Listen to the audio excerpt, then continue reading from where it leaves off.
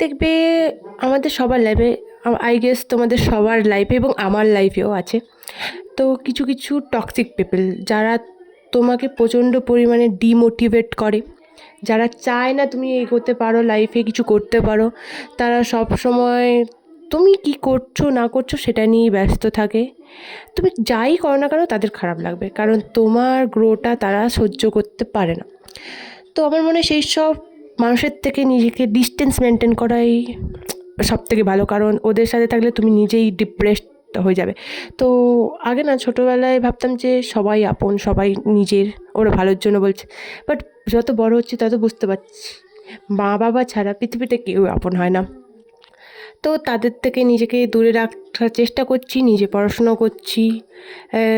তো এটাই করি যে নিজের মতো করে থাকার চেষ্টা করছি আর ওদের থেকে দূরে থাকার চেষ্টা করছি। তো আমার মনে হয় তোমরা অনেকেই এটা করো। আর এরকম টক্সিক পিপল তোমাদের লাইফেও আছে, কার কার লাইফে এরকম টক্সিক পিপল আছে কমেন্ট করে জানিও। তো দেখো আমি কথা বলতে বলতে পুরো রেডিও হয়ে গেছি, আমি একটু বাইরে বেরোবো। তো কেমন লাগছে কমেন্ট করে জানিও। বাই বাই সবাইকে, টাটা, ভালো থেকো, দেখা হচ্ছে নেক্সট ভিডিও।